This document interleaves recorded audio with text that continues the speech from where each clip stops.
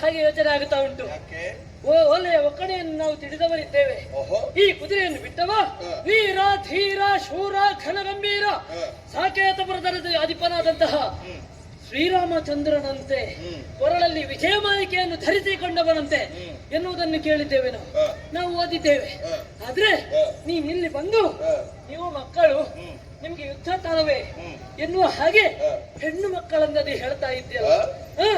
ನಮ್ಗೆ ಆದದ್ದಿದೆ. ನೀನು ಬರೆದಂತಹ ಓಲೆ ಒಕ್ಕಣೆಗೂ ನೀನು ಇಲ್ಲಿ ಮಾತನಾಡುವಂತಹ ಕ್ರಮಕ್ಕೂ ಒಂದಕ್ಕೊಂದು ಸಂಬಂಧ ಇಲ್ಲ.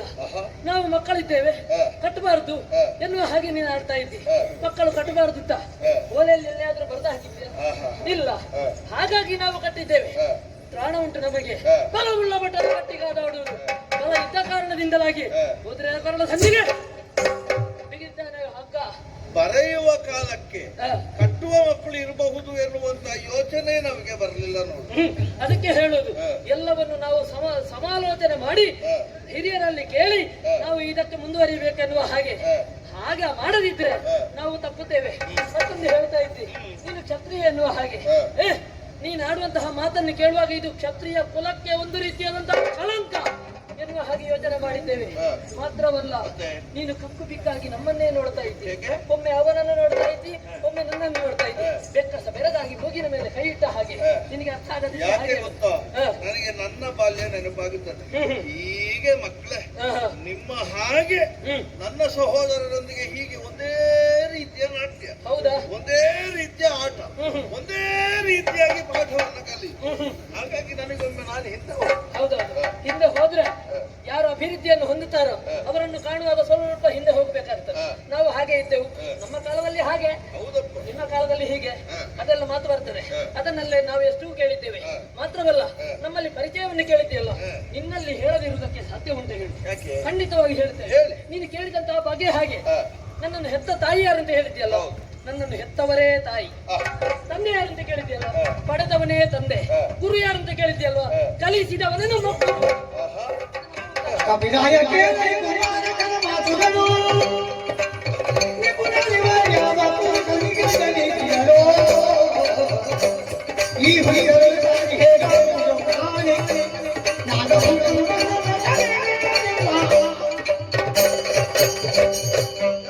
ಹನುವಾದಗಳೆಲ್ಲ ಕೇಳಿದಿರಲ್ಲ ಈ ಇರುವರು ತರದರಾಡಿದಂತಹ ಮಾತುಗಳು. ನಾನೇ ಒಮ್ಮೆ ಬೆಕ್ಕಸಬೆರಗಾಗಿ ಇವರ ಮಾತುಗಳನ್ನು ಕೇಳುವಂತಹ ಸ್ಥಿತಿ ಒದಗಿವಂತಲ್ಲ. ಒಳ್ಳೆ ಮಾತುಗಾರರು. ಆದ್ರೆ ತಪ್ಪು ಇಲ್ಲಿ ಇದ್ದಾರೆ. ನನ್ನ ನಿಯಂತ್ರಣಕ್ಕೂ ಅಥವಾ ನನ್ನ ಅಧೀನಕ್ಕೂ ಸಿಗುತ್ತಿದ್ರೆ ಇವರನ್ನು ಒಳ್ಳೆ ನಾಯಕರನ್ನಾಗಿ ನಾನು ಬೆಳೆಸ್ತಾ ಇದ್ದೆ. ಆದ್ರೆ ಖೇದವಾಗುತ್ತಾ ಇದೆ. ಇಂತಹ ಅಪೂರ್ವವಾದಂತಹ ಬಾಲ ಪ್ರತಿಭೆಗಳು ಸುಮ್ಮನೆ ನನ್ನ ಬಾಣಕ್ಕೆ ತುತ್ತಾಗಿ ಹತರಾಗಿ ಹೋಗಿ ಆ ಮೂಲಕವಾಗಿ ಒಂದು ವಿಶೇಷವಾದಂತಹ ಪ್ರತಿಭೆಗಳು ಈ ಪ್ರಪಂಚದಿಂದ ಕಣ್ಮರೆಯಾಗಬೇಕಲ್ಲ ಎಂಬ ಹಾಗೆ. ಹಾಗಾದ್ರಿಂದ ಏನು ಮಾಡೋಣ, ನಾವು ತೊಡಗಿದಂತಹ ಕಾರ್ಯದಿಂದ ಹಿಂದೆ ಸರಿಯುವ ಹಾಗಿಲ್ಲ. ಹಾಗಾದ್ದರಿಂದ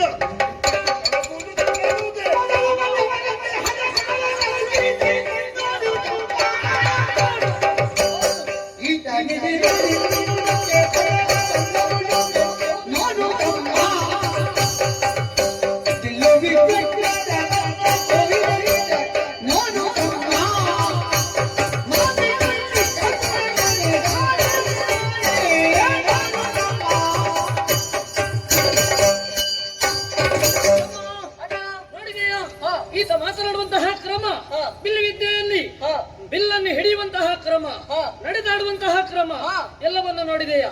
ಒಂದೊಮ್ಮೆಗೆ ದುಡುಕಿ ಮುಂದುವರಿದು ಬರುವವನಲ್ಲ ಎನ್ನುವುದು ಇವನ ಮಾತನ್ನು ಕೇಳುವಾಗಲೇ ಗೊತ್ತಾಗುತ್ತದೆ. ಆದ್ದರಿಂದ ಹೇಳುವುದು, ಹಿಂದೆ ಬಂದವರಂತೆ ಹದಗಾರನೆಲ್ಲೀತ, ಇವನಲ್ಲಿ ಯುದ್ಧ ಅಷ್ಟು ಸುಲಭ ಇಲ್ಲ ಅಂತ ಕಾಣುತ್ತದೆ. ಆದ್ದರಿಂದ ಇವನಲ್ಲಿ ಯುದ್ಧ ಮಾಡುವಂತಹ ಭಾಗ್ಯ ಹೇಗೆ?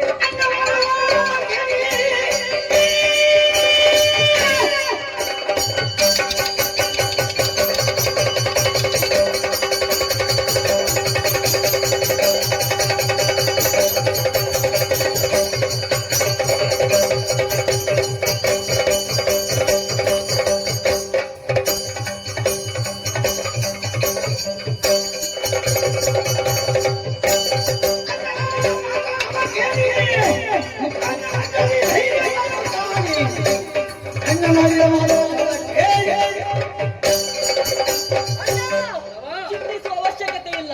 ನಾವೇನು ಸಾಮಾನ್ಯರೇ ಹೇಳು. ಹೆತ್ತವರ ಆಶೀರ್ವಾದ ಉಂಟು, ಗುರುಗಳ ಅನುಗ್ರಹ ಉಂಟು, ನಿನ್ನ ಬಲ ಉಂಟು, ಎದ್ದೆಗೆ ಎದೆ ವಿದ್ಯೆ ಉಂಟು, ಎದ್ದೆಗೆ ಎದೆ ಭುಜಕ್ಕೆ ಭುಜ ಕೊಟ್ಟು ಹೋರಾಡುವ, ಸೋಲೋ ಗೆಲ್ಲುವ ನನ್ನದು.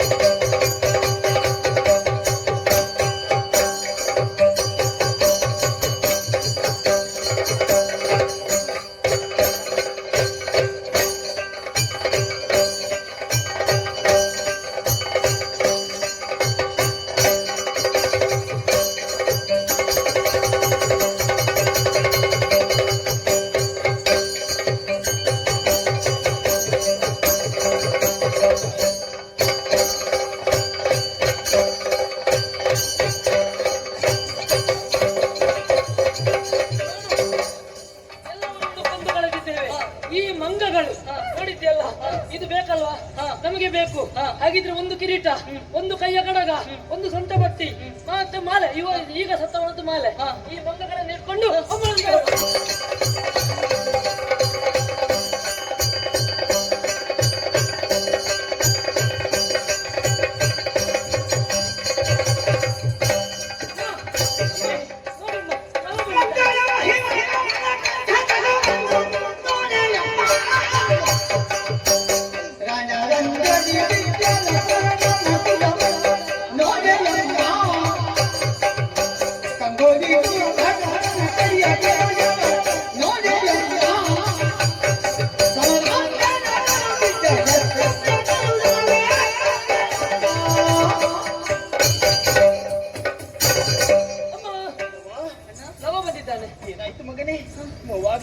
ಇಲ್ಲಮ್ಮ. ಅಮ್ಮ ಕಟ್ಟಿಕೊಂಡು ಹೋದವರು ಅವರು ಸಿಗದೆ ಇರ್ತಾರ.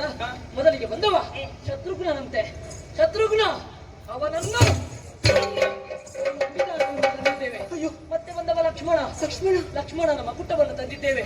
ಆಮೇಲೆ ಬಂದವ ಭರತನಂತೆ. ಭರತನ ಕೈಯ ಕಡೆಯನ್ನು ತಂದಿದ್ದೇವೆ. ಕಡೆಗೆ ಬಂದವ ಮಂಗಳ ಮಹಿಮ ರಾಮನಂತೆ. ಅವನ ಕೊರಳ ಮಾಲೆಯನ್ನು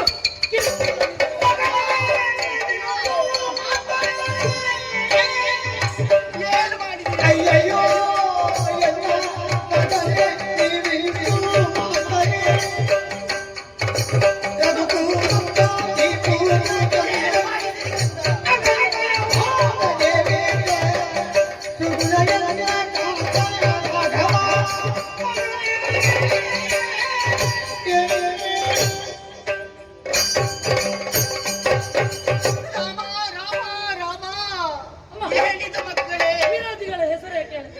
ಮಕ್ಕಳಾಗಿ ನೀವಿಂತಹ ಕಾರ್ಯವನ್ನು ಎಸಗುತ್ತೀರಿ ಅಂತ ಕನಸಿನಲ್ಲಿ ನೀವು ಭಾವಿಸಿದವಳು ನಾನಲ್ಲ. ನಿಮ್ಮ ಆಜ್ಞೆಯನ್ನು ಬರದೆ ಹೋದದ್ದಲ್ಲ. ಅಯ್ಯೋ, ಎಂತಹ ಕೃತ್ಯವನ್ನು ಮಾಡಿಬಿಟ್ಟಿರಿ. ಎಲ್ಲಿದ್ದಾರೆ ಗುರುಗಳು? ಗುರುದೇವ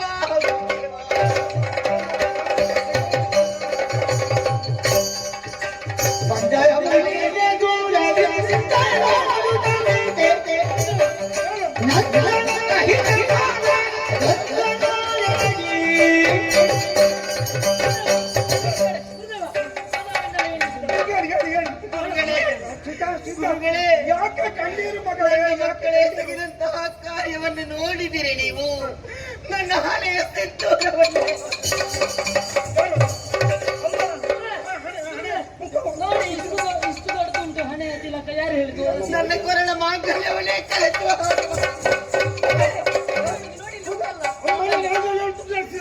ನನ್ನ ಜೀವನವನ್ನೇ ಕಿತ್ತೆಸೆಗುವ ಗುರುಗಳೇ, ಅಲ್ಲಿ ಉಂಟಲ್ಲ, ಎರಡು ಕಡೆಯಲ್ಲಿ ಉಂಟು. ಇವರು ಏನು ಮಾಡಿದ್ದಾರೆ ಎನ್ನುವ ಹಾಗೆ ಅವರೆಲ್ಲ ಕೇಳಿ ಏನ್ ಮಾಡಿದ್ರಿ?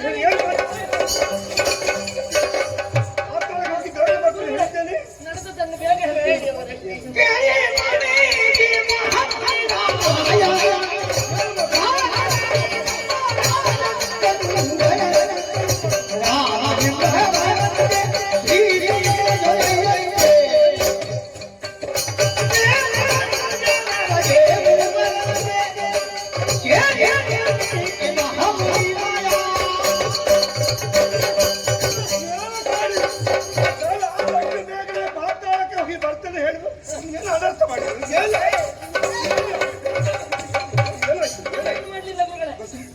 ನಾವು ಹೇಳ್ತೇವೆ, ನಮ್ಮ ಉಪವನಕ್ಕೆ ಒಂದು ಕುದುರೆ ಒಂದು ಬಂದಂತೆ. ಹೌದು, ಹಾಗೆ ಕಾಡಿನ ಕುದುರೆ ಅಲ್ಲ, ಯಾರು ಪೂಜಿಸಿ ಬಿಟ್ಟಂತ ಕುದುರೆ. ಹಾಗಾಗಿ ಆ ಲವ ಕಟ್ಟಿದ ಮನೆಯಲ್ಲಿ ಗುರುಗಳೇ ನಮಗಿರಲಿಲ್ಲ. ಮನೆಯಲ್ಲಿ ಒಂದು ನಿಶ್ಚಿತ ಇರ್ತಂತೆ. ಬಲವುಳ್ಳ ಪಟ್ಟದ ಕಟ್ಟಿಗೆ ಆದಾಡುದು. ಆದ್ದರಿಂದ ಬಲ ಉಂಟು ಎನ್ನುವುದನ್ನು ತೋರಿಸಿಕೊಳ್ಳುವುದಕ್ಕೆ ಬೇಕಾಗಿ ತಮ್ಮ ಕಟ್ಟಿದ ಕಟ್ಟಿಗೆ ಮಾತ್ರವೇ ಗುರುಗಳೇ. ಆಮೇಲೆ ಅವ ಬಂದಂತೆ ಯುದ್ಧಕ್ಕೆ ಒಬ್ಬ, ಹೌದು, ಶತ್ರುಘ್ನನೆಂಬವನಂತೆ. ಇವನನ್ನು ಕಟ್ಟಿಕೊಂಡು ಹೋದ. ಅಮ್ಮ ದುಃಖಿಸಿದಂತಹ ಸಂದರ್ಭದಲ್ಲಿ ನಾನು ಅಲ್ಲಿಗೆ ಬಂದೆ. ಬಂದು ಕೇಳುವಾಗ ಹೀಗೆ ಅಂತ ಹೇಳಿದ್ರು. ನಾನು ಅಲ್ಲಿಗೆ ಹೋದೆ. ಶತ್ರುಘ್ನನನ್ನು ಆಮೇಲೆ ಭರತ ಬಂದ, ಲಕ್ಷ್ಮಣ ಬಂದಂತೆ. ಅವನನ್ನು ಕೊಂದಿದ್ದೇವೆ. ಆಮೇಲೆ ಭರತ ಬಂದವ, ಅವನನ್ನು ಕೊಂದಿದ್ದೆ. ಅದಕ್ಕೆ ಒಬ್ಬ ಬಂದಿದ್ದ ರಾಮನೆಂಬವನಂತೆ. ಅವನನ್ನು ಮಡುವಿ ಇಲ್ಲಿವರೆಗೆ ಅವನನ್ನು ತಂದಿದ್ದೇವೆ ನಾವು.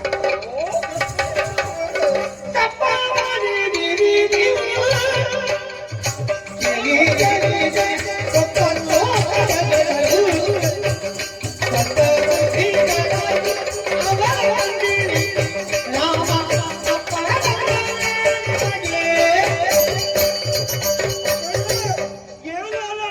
ಏನು ತಪ್ಪು ಮಾಡಿದ್ರೆ ಮಕ್ಕಳೇ, ಏನು ತಪ್ಪು ಮಾಡಿದ್ರೆ ಯಾರು ಏನೆಂಬ ತಿಳಿಯದೆ ಅನರ್ಥವನ್ನು ಮಾಡಿದಿರ. ಅವು ಯಾರು ಭಾವಿಸಿರ ತಂದೆಯನ್ನು ಬಂದಿರ ಮಕ್ಕಳೇ, ತಂದೆಯನ್ನು ಗೊತ್ತಿರಲಿಲ್ಲ. ಅಲ್ಲಿದ್ದಾರೆ, ಅಲ್ಲಿ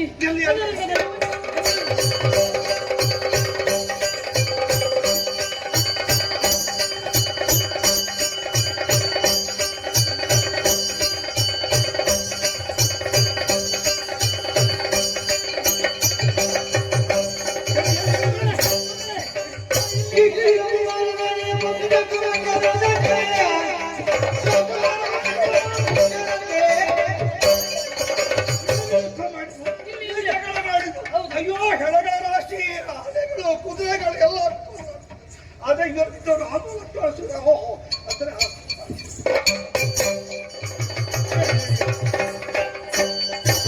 ಕಂದರಿದರು ಯಾರು ಮುನಿಯೇ ಇವರ ಮುನಿಯೇ ಮತ್ತೆ ಇವರು ನಿತ್ಯವೂ ಯಾವುದು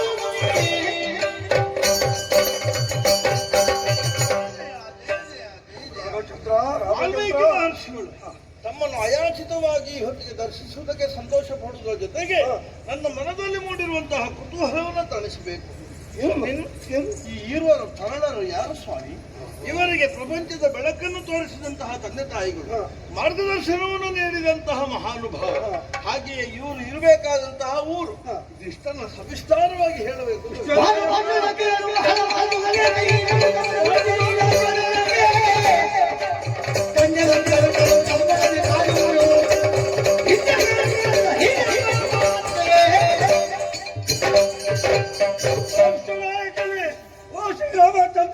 ಇನ್ನು ಹೆಚ್ಚು ಮಾತುಗಳು ಏಕೆ ಹೇಳು. ಸೀತೆಯ ಮಕ್ಕಳು ರಾಮನಿಗೆ ಏನಾಗಬೇಕು ಗೊತ್ತಲ್ಲ ಮಾಡು. ಮಕ್ಕಳೇ ಮಕ್ಕಳೇ ನನ್ನ ಮಕ್ಕಳೇ, ನಿನ್ನ ಮಕ್ಕಳು, ನನ್ನ ಮಕ್ಕಳೇ, ನನ್ನ ಮಕ್ಕಳೇ. ಅಪ್ಪ ಹೀಗೆ ಬನ್ನಿ, ಹೀಗೆ ಬನ್ನಿ, ಹೀಗೆ ಬನ್ನಿ. ಸಂತೋಷಗೊಂಡಿದ್ದೇನೆ ಸ್ವಾಮಿ.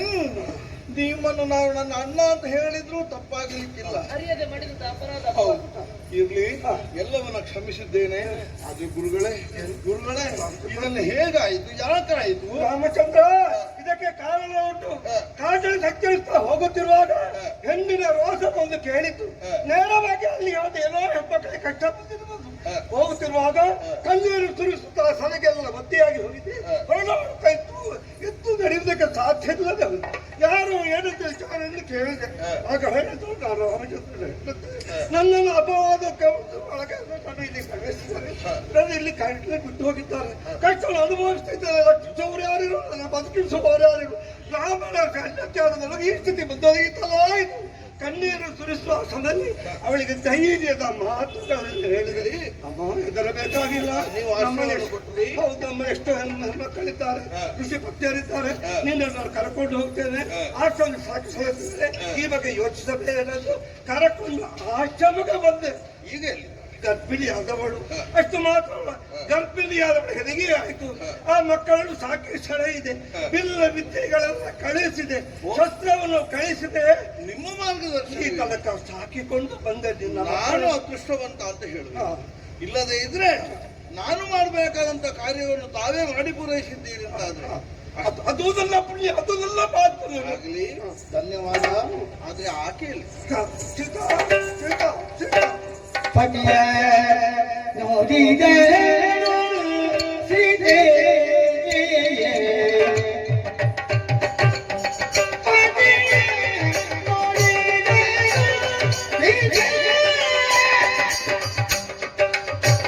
ನೋಡಿದೆ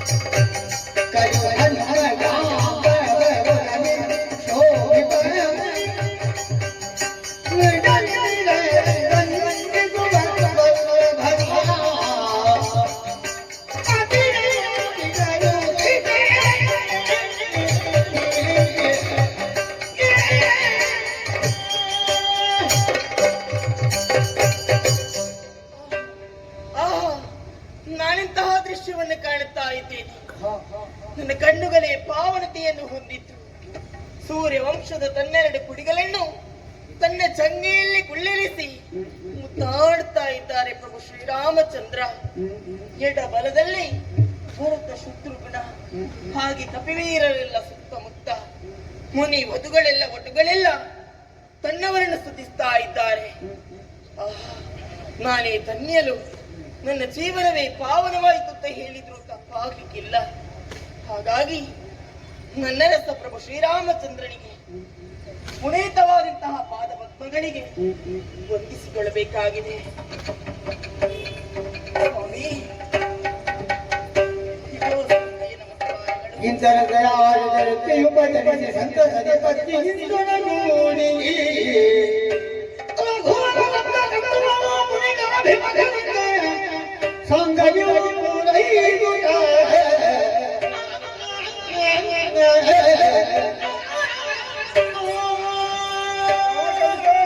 ನಿನ್ನ ಮಕ್ಕಳನ್ನು ಒಪ್ಪಿಸುತ್ತೇನೆ.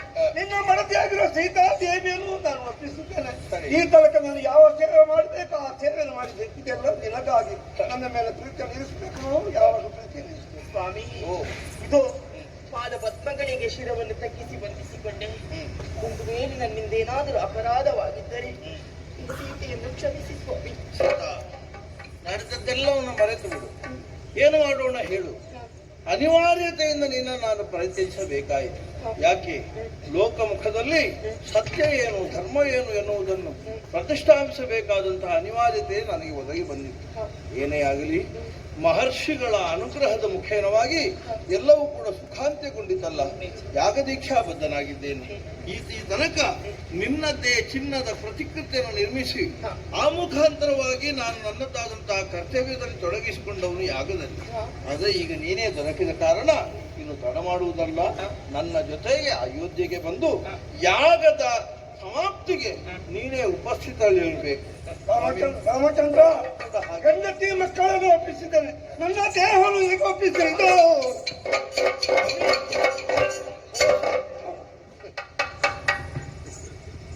ಇನ್ನು ಕಾಲಲಬ್ಧಿ ನಾವು ಕೂಡ ಅಯೋಧ್ಯೆಗೆ ಬರಬೇಕು. ನಮ್ಮದಾದಂತಹ ಅಶ್ವಮೇಧ ಯಾಗಕ್ಕೆ ನಾವೇನು ತೊಡಗಿಕೊಂಡಿದ್ದೇವೆ ಆ ಮಂಗಳದ ಕಾರ್ಯದಲ್ಲಿ ತಾವು ಉಪಸ್ಥಿತರಿದ್ದು ಇಷ್ಟಾಗ ಭಾಗಿಯಾದವು, ಇನ್ನೂ ಭಾಗಿಯಾಗಬೇಕು. ಹಾಗಿದ್ರೆ ಸರಿ, ತಮ್ಮ ಸೇವೆ ನಾನು ಸ್ವೀಕರಿಸಿದ್ದೇನೆ, ನಮ್ಮ ಸೇವೆಯನ್ನು ಸ್ವೀಕರಿಸಬೇಕು ಎಂಬಲ್ಲಿಗೆ ಏನು ರಾಮಾಶ್ವಮೇಧ ಎನ್ನುವಂತಹ ಪುಣ್ಯ ಕಥಾ ಶ್ರವಣ, ಪುಣ್ಯ ಕಥಾ ದೃಶ್ಯ ಈ ಸಂಘಸ್ಥಳದಲ್ಲಿ ನಡೆದಿದೆ.